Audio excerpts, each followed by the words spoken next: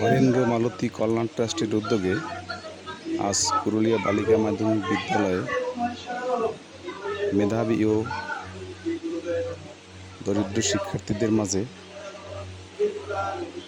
শিক্ষা উপকরণ বিতরণ করেন বাবু কিরণচন্দ্র বালা। উপস্থিত ছিলেন বাবু ভরতচন্দ্র বিশ্বাস, ডিডি, বাংলাদেশ ফায়ার সার্ভিস ও সিভিল ডিফেন্স, ডাক্তার বিধানচন্দ্র রায় এবং বিশ্বদেব বারৈ, বাবু স্বদেশ বিশ্বাস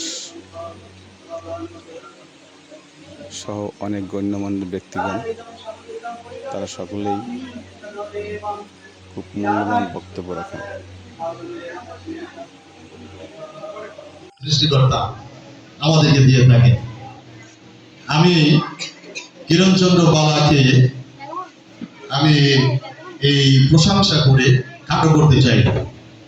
প্রতিনিয়ত, প্রতিদিন, প্রতি সময় তিনি ছাত্রীদেরকে বিভিন্ন স্কুলের অভাবী সন্তানকে, মেধাবী সন্তানকে এবং যিনি কৃতি সন্তান ছাত্রছাত্রী তাদেরকে অবলীলায় দান করে যাচ্ছে।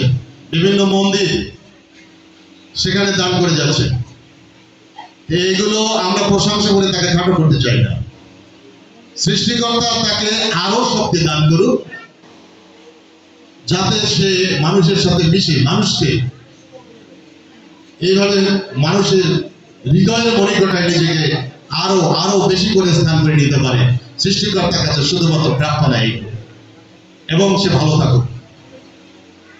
আজকে যাদের জন্য মূলত কিছু শিক্ষা উপকরণ, মেধাবৃত্তি, মেধা পুরস্কার, আর্থিক অনুদান যাদের জন্য দেওয়া হয়েছে, যে সমস্ত ছাত্রছাত্রীরা, তারাই কিন্তু এই অনুষ্ঠানের প্রাণ এবং এই স্কুলের প্রাণ।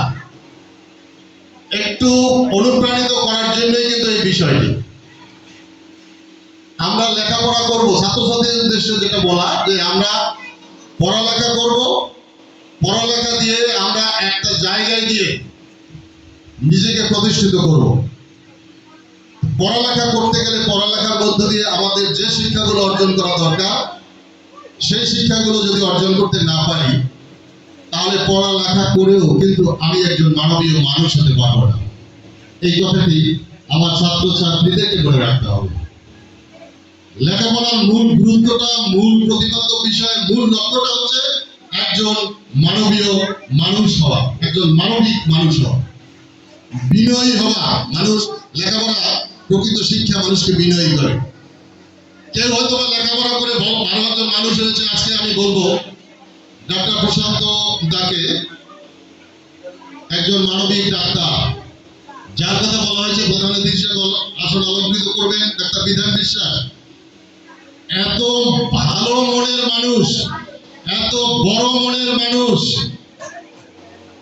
যার কথা আসলে এই সমস্ত অনুষ্ঠানে আলোচনা না করলেও হয়, কারণ তাদের কীর্তি দিয়ে, তাদের মেধা দিয়ে, তাদের মেধাকে অনুসরণ করে, তাদের কর্মক্রিয়াকে অনুসরণ করে আমরা কিন্তু তাদেরকে আমাদের মনের মণিকোঠায়, সকলে মনের মণিকোঠায় বসিয়ে রেখেছি। লেখাপড়া হতে হবে এরকম। আমি ভালো লেখাপড়া করে একটা ভালো জায়গায় গেলাম, আমার বিনয় হলাম না। ভালো জায়গায় গেলাম, মানুষকে মূল্যায়ন করলাম না।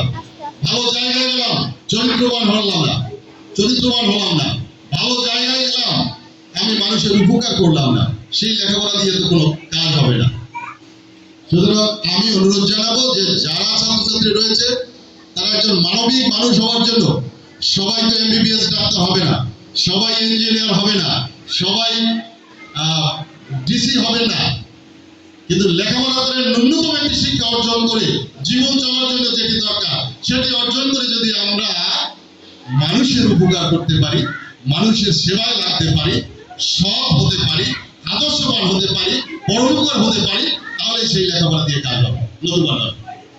আমাদের গৌরব মহাপ্রভু কথা বলেছেন যে তুমি যেটি সঞ্চয় করো, যে যাই কাজ করো না কেন, যদি যেটি সঞ্চয় করো, সেই সঞ্চয়ের একটা অংশ তুমি মানুষের সেবায়, ধর্ম অনুষ্ঠানে, গরিবের সেবা, দরিদ্রের সেবা, বিভিন্ন ধর্মীয় অনুষ্ঠানে দান অনুদান এগুলো দাও, তাহলে হচ্ছে কি তোমার ওই দানটা প্রকৃষ্ট রূপে এই দানটা তুমি ভোগ করতে পারবে, নতুবা নয়। সুতরাং আজকে যার মৃত্যু দিবসে অনুষ্ঠানটি প্রতিপালন হচ্ছে, আমি সংক্ষেপে তার আত্মার জন্য প্রার্থনা করব যে তিনি একটি সন্তান রেখে গেছেন, তার আরো 2 ভাই এবং বোনেরা রয়েছে, সেই আত্মাকে চলে গেছে আজকে থেকে 10 বছর পূর্বে। তার আত্মার জন্য প্রার্থনা করব, তার আত্মাটির জন্য সুন্দর একটি জায়গা ভগবানের পাদপদ্মে সমর্পিত থাকুক, এবং সেই সমর্পিত থেকে তার যারা উত্তরসূরি রয়েছে এবং আমরা যারা তার প্রাণ রয়েছি, অর্থাৎ আমরা প্রাণী মনে করি তাকে, আমরা সে সেটা মনে করে যে আমাদের সতেজ, আমরা সতেজ হলে, আমরা সজীব হলে ও প্রাণ ফিরে পায়, কিরণ প্রাণ ফিরে পায়। আমি দেখেছি বহুবার তার কথাবার্তায়। সুতরাং আমরা তার প্রার্থনায়, তার আশীর্বাদে আমরা সকলে ভালো থাকি, তোমরা ভালো থাকো, এবং এখানে যারা রয়েছে তার আশীর্বাদ সকলের উপর বর্ষিত হোক, এবং যারা ছাত্রছাত্রী আছে তাদের উপর বর্ষিত হোক, তারা যেন সুন্দর লেখাপড়া করে এই পৃথিবীকে আলোকিত করতে পারে, আলোকিত মানুষ হতে পারে, এই প্রার্থনা রেখে আজকে যারা মঞ্চে রয়েছেন তাদেরও আমি ধন্যবাদ জ্ঞাপন করছি এই জন্য যে তারা মূল্যবান সময় নষ্ট করে এই অনুষ্ঠানে অংশগ্রহণ করেছেন, এবং সামনে যারা রয়েছেন তাদের সকলকে আবারও ধন্যবাদ, শুভেচ্ছা এবং শ্রদ্ধা ও ভালোবাসা অর্পণ করে, নিবেদন করে আমি আমার সংক্ষিপ্ত বক্তব্য শেষ করছি। সকলকে নমস্কার। সম্মানিত ব্যক্তিবর্গ, আমার দিনাজপুর ছোট ভাই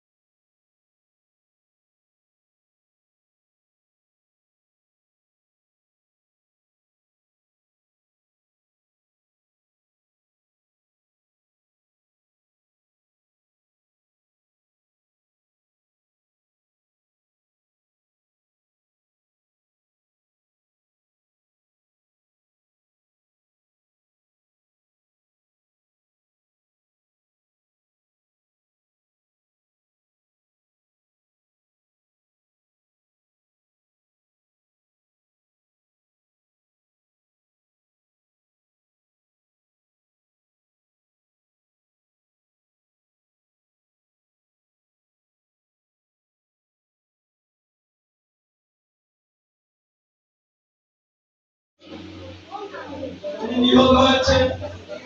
তারপরেও আমাদের এই অনুষ্ঠান সূচি চালিয়ে যাওয়ার প্রক্রিয়া অব্যাহত রাখার কারণ একমাত্র বাবু কিরণচন্দ্র বালা মহাশয় এই উদ্যোগে এসেছেন, যার জন্য তার পক্ষে এই প্রোগ্রাম শেষ করে আর হয়তো এই প্রোগ্রাম করানো আমাদের পক্ষে অনেকটা কষ্টকর।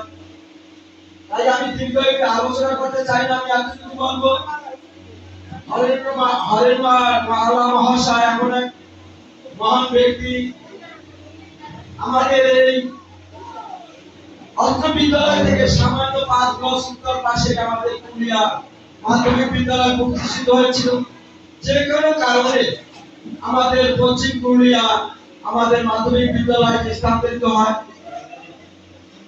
সেখানে ডক্টর শরৎচন্দ্র মল্লিক তার নিজের অক্লান্ত পরিশ্রম, তার স্ত্রী গর্ভের স্বর্ণ, গলার স্বর্ণ বিক্রয় করে সে প্রতিষ্ঠান করেছিলেন এবং বলেছিলেন, আমার স্ত্রীর গলার স্বর্ণ যদি হারিয়ে যায় দুঃখ নেই, এই দেশে আসবে হাজার হাজার স্বর্ণ, সেটাই হবে আমার রত্ন।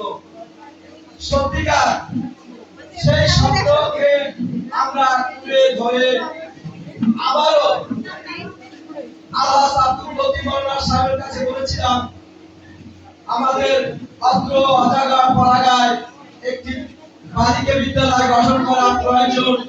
উনি আমাদের সাথে একমত হয়ে সেই আল্লাহ আব্দুল লতিফ মোল্লার প্রচেষ্টায় অত্র বিদ্যালয়টি প্রতিষ্ঠিত হয়েছে এবং এলাকার অনেকেই অবদান যোগ্যতা রেখেছে। আমি তাদের নাম নির্দেশন করতে চাই না, তাদের সকলে সেই সহযোগিতার জন্য আমি পরম গৌরবায় কারণের কাছে তারা জীবিত আছে, ইহলোক থেকে পরলোক চলে গেছেন, তাদের আত্মার উন্নতি এবং তার মঙ্গল কামনা করি।